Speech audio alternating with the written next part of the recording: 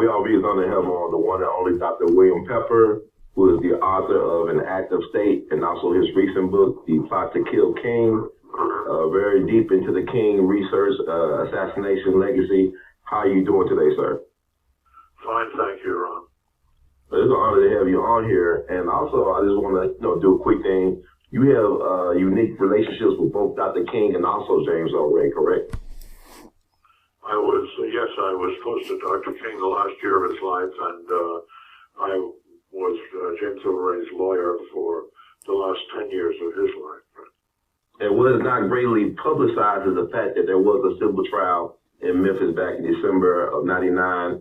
There was a verdict that said that the government was complicit in the assassination of Dr. King, and you actually helped with that case along with the King family. Is that correct?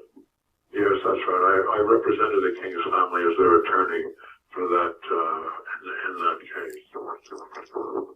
So, basically what happened was that the government was found guilty of killing Dr. King, and there were certain elements in the government that were more prominent in the killing, correct? Yes, that's right. And this would be the intelligence agency, in particular the FBI? Well, it was a multi-organizational, multi-entity operation. The military were involved in a backup role. The key government agency involved in the planning of the assassination was the FBI.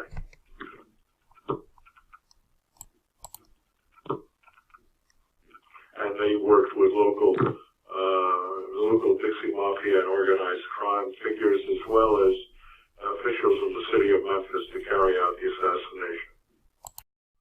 Hey folks, and welcome to another video from aplaintruth.info. Today we're going to go over the anniversary of Martin Luther King. They declare that it's the only non-public official, as far as I know, that's had a national holiday named after him. Why would they do that? He was a great man, but he had some flaws, which we're going to get into here as well. But this is the trial of Martin Luther King. But first I want to read this quote. "Our lives begin to end the day we become silent about things that matter. Many of the ugly pages of American history have been obscured and forgotten." Isn't that the truth?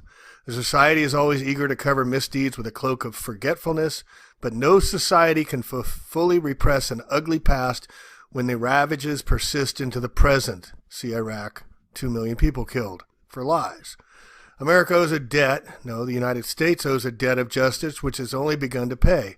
If it loses the will to finish off, slackens in its determination, history will call its crimes, and the country that would be great will lack the most indispensable element of greatness, justice. Where now, for the corporate rich, it's just us." Now notice Martin Luther King was assassinated on April 4th, 40 Days of Spring. This is a book I want to bring your attention to. Excuse me. It was written by barrister William Pepper. He was attacked for providing trial attorney for Coretta King and family to file civil court action against the Memphis police, the two alleged shooters, and the U.S. government, the military government.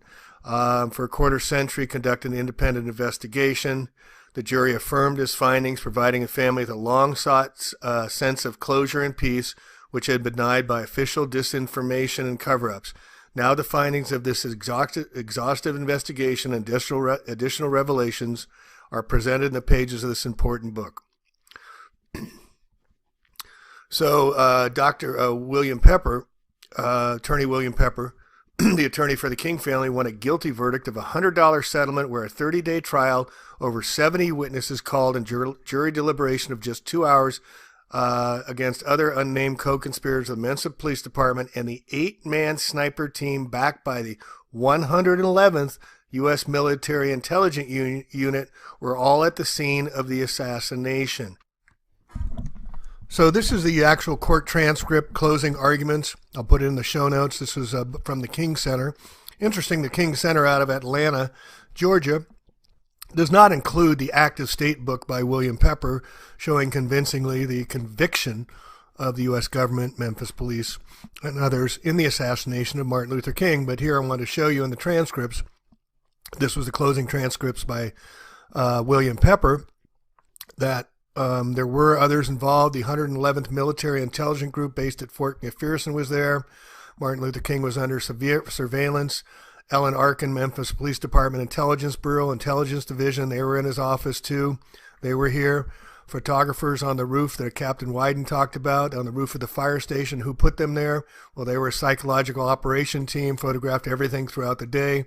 There's a film of everything that happened, photographs of everything that happened buried somewhere. And then there's another group that is more sinister. It was the special 8-man sniper unit that was here in Memphis, part of the 20th Special Forces Group. What are the chances? They were here and they were assigned and they were trained for an operation. You heard testimony by a man himself who was a National Security Council operative who was very involved in the Iran-Contra activities. Remember Oliver North, who had been a long-standing operative of the U.S. government, whose best friend was a member of the sniper team. Why was they there? What were they assigned to? Part of the questions. It occurred exactly 1 year to the day of his Beyond Vietnam speech, where he called out the U.S. government as the greatest purveyors of violence the world has ever seen. Now, this was Cardinal Spellman's War, the Vietnam War, and this may be exactly why they assassinated Martin Luther King, the Jesuits, as we'll get into in a minute, because Cardinal Spellman was running the Vietnam War to get the Buddhist influence out of Vietnam. Let's do a quick sidebar into the Vietnam War and Cardinal Spellman's War, the Archbishop of New York City who ran Kennedy. Kennedy began to end the Vatican's hoax known as the Cold War. Russian KGB, this is from Eric Phelps, Vatican assassin, having secretly worked together since World War II, began to end that Jesuit Inquisition in Vietnam. Its future high point would be Operation Phoenix, the CIA mass murder of 60,000 Vietnamese in cold blood, according to its director of the CIA, William Colby.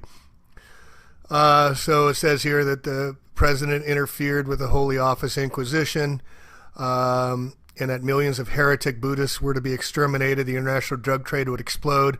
American patriotism, liberty would further be destroyed, and Vietnam would be reunited under the communist military dictator loyal to the Pope. Waged under the fight of fighting godless communism. Cardinal Spellman championed America's most disastrous conflict known as Spelly's War, overseen by Spelly's general, the Roman Catholic CFR member William Westmoreland. Remember, according to Colonel Fletcher Prouty in his JFK, the forced movement of 600,000 Roman Catholics on U.S. Navy transport vessels from North Vietnam into South Vietnam was one of the root causes of the Vietnam War. How many people know that? The Arch-Catholic Secretary of the Navy responsible for implementing the Jesuit agitation was the Supreme Knight of the Knights of Columbus, Francis Matthews. Knight Matthews' master was America's military vicar, Francis Cardinal Spellman. Later, Spellman made several visits to the war front, calling the American troops the soldiers of Christ, fighting the Pope's crusade against the godless Jew communism. The outcome was 58,000 dead, 80,000 post-war suicides, $220 billion in debt to the Jesuits' Federal Reserve Bank, not to count the many, they talk about 58,000 dead, but there was hundreds of thousands killed in Vietnam, and then we have all the Agent Orange and the cancer-causing agents after that as well. All right, let's get back to the trial in Dr. William Pepper with Martin Luther King's assassination trial in active state. And so the Jesuits are running the Vietnam War. Martin Luther King comes out against it. So here's a little bit of documented evidence that was introduced. The jury concluded overwhelmingly. The overwhelming evidence the government complicitly introduced, the jury includes the 111th Military were sent to Dr. King's location and that the usual police protection was pulled away just before the assassination. The military intelligence set up alleged photographers on a roof of a fire station with a clear view of King's balcony.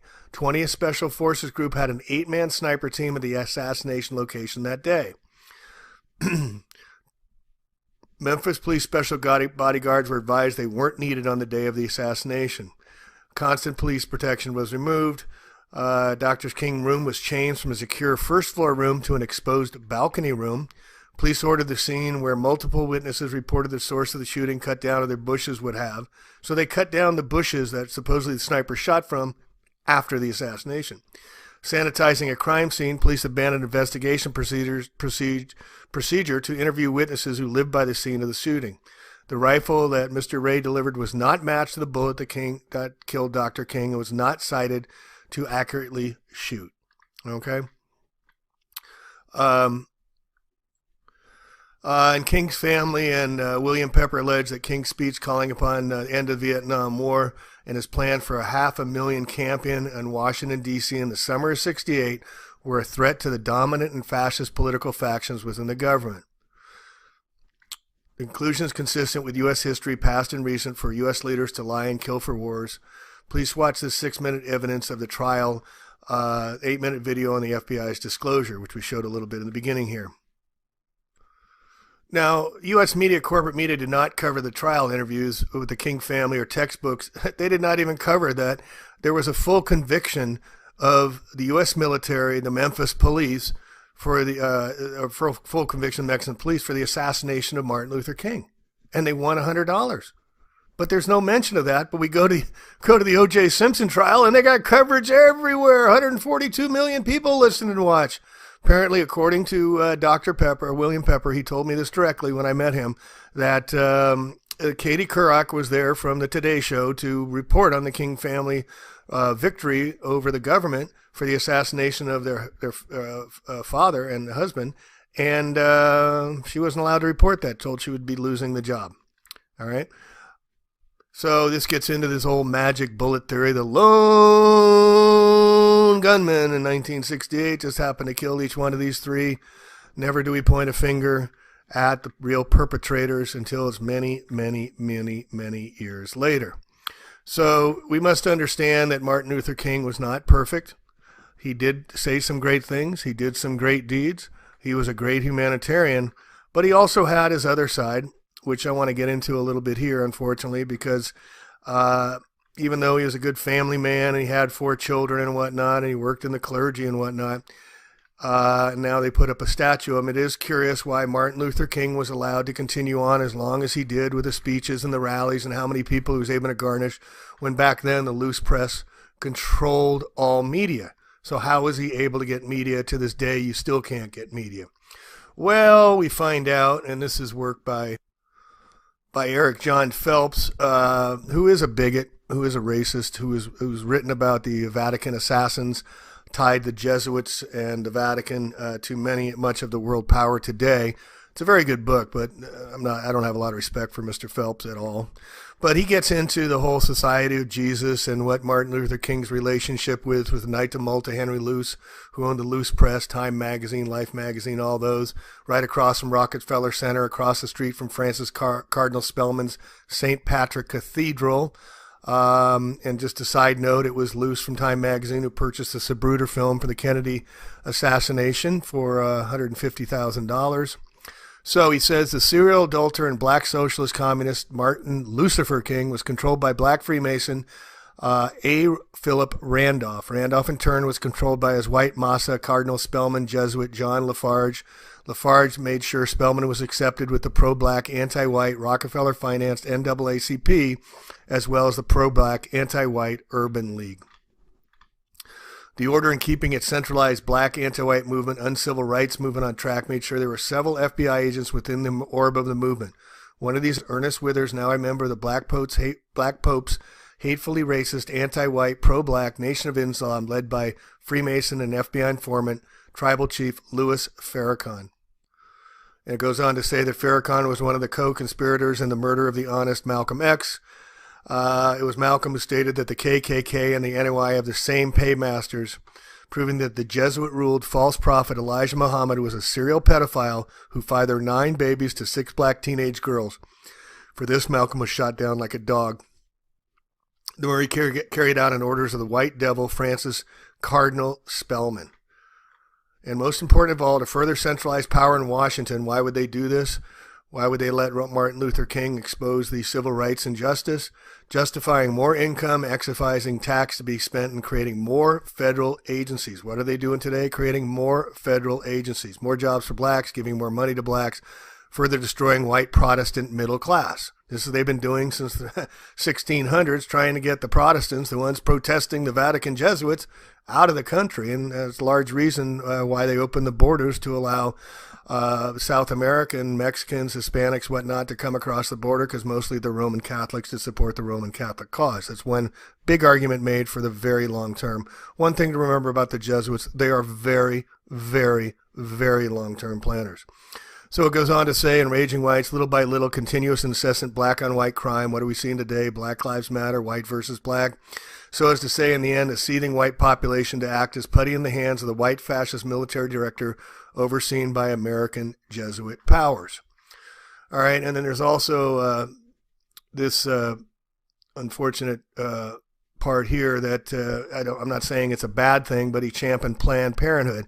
Now, Planned Parenthood is the creation of Margaret Sanger and Rockefeller, who went down to Puerto Rico and started using women that would come in for abortions and whatnot to seal them up so they couldn't have babies anymore, part of their Planned Parenthood. And they've been founding it ever since.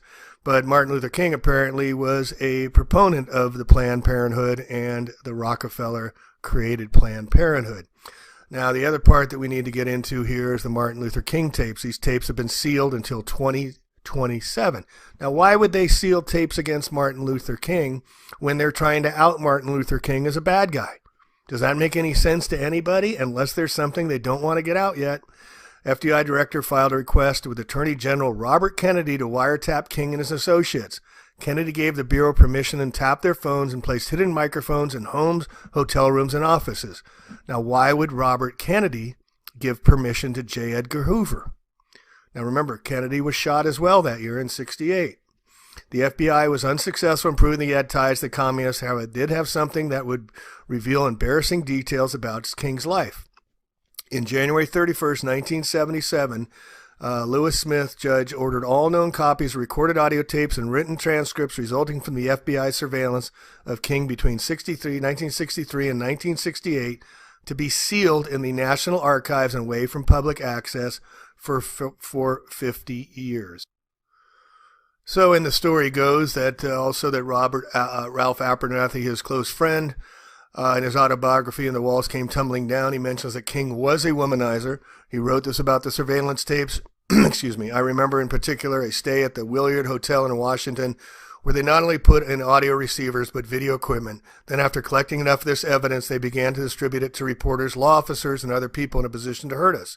Finally, when no one would do Hoover's dirty work for him, someone in the FBI put together a tape of highly intimate moments and sent them to Mr. King.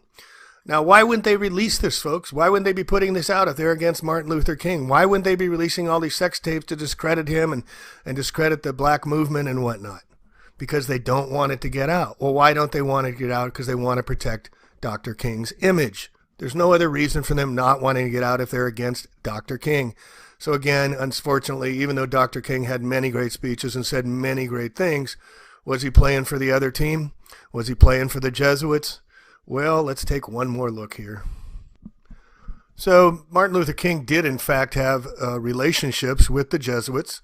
Here in 50 years later, at St. Peter's College in New Jersey, King was invited to speak at St. Peter's Michaelmas Convocation by the Board of Trustees, main push coming from Jesuit Father Victor Yanatelli. St. Peter's awarded Dr. King an honorary degree of Laws and Letters. St. Peter's was the only Jesuit school to give him an honorary doctorate degree.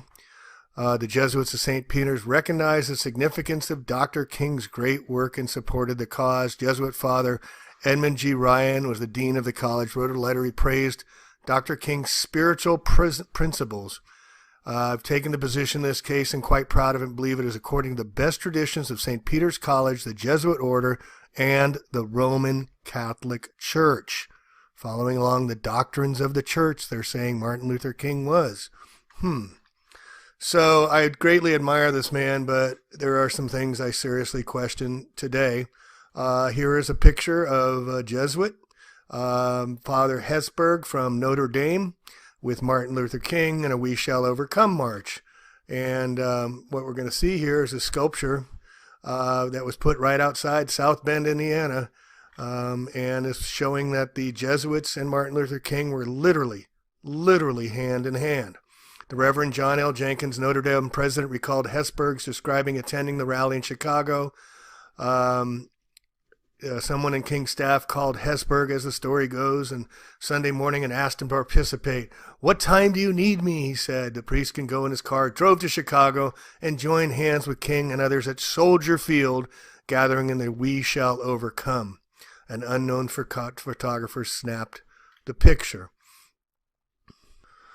And if you think that Jesuits controlled Martin Luther King, which may be very possible, it's still doing it today. Obama surrounded by Roman Catholic, Jesuit-trained intelligence leaders. They all go to the school at Georgetown Foreign Services School, the Emerson Foreign Services School. That's where all the generals go to. Trump went to Fordham. So there's a piece I did back in 2016. Between 1555 and 1931, Jesuits were expelled from 83 countries. You always hear about the Jews, but you don't hear about the Jesuits being expelled from 83 countries. Now look at them. They're sitting right next to each side of the president and those in power. The Catholic Kitchen Cabinet, Obama and the Jesuits. I'll put this article in the show notes. The Jesuit Oath, which you need to look at, which is very gross. As I said, Trump went to Fordham, Clinton went to Georgetown. They're all closely connected to the Jesuits. Remember that St. Ignatius, ignite the fire. And what do we have here in Santa Rosa in California? They're igniting the fires, folks, on us. And here's Trump's cabinet. All the U.S. Attorney Generals, or most, went to Georgetown Foreign Affairs School. How about Ron Paul being a Jesuit adjunct? Jesuits run the Department of Homeland Security. Janet Napolitano now is running UC Regents in California. Governor Jerry Brown here in California went to Jesuit school, was a priest. Gavin Newsom, the former mayor of San Francisco, lieutenant governor of California, next governor of California. Santa Clara University Jesuit School. It goes on and on, folks. How can you deny the Jesuits aren't running the show? It's all here. I'll put it in all the show notes. They're the real power. Jesuits, the rulers of evil. You must read that book.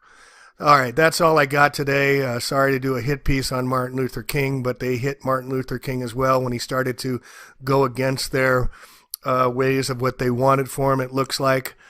Speaking out against the Vietnam War. That's why they assassinated him 1 year to the date. The government did it. They need to be held accountable. The Jesuits are behind the government. They need to be held accountable. So this is hopefully getting the information out. Do your own research. Do your own homework. I'll leave some quotes on Martin Luther King. He had some wonderful things to say, inspiration that we all can follow, even if he wasn't the greatest of persons.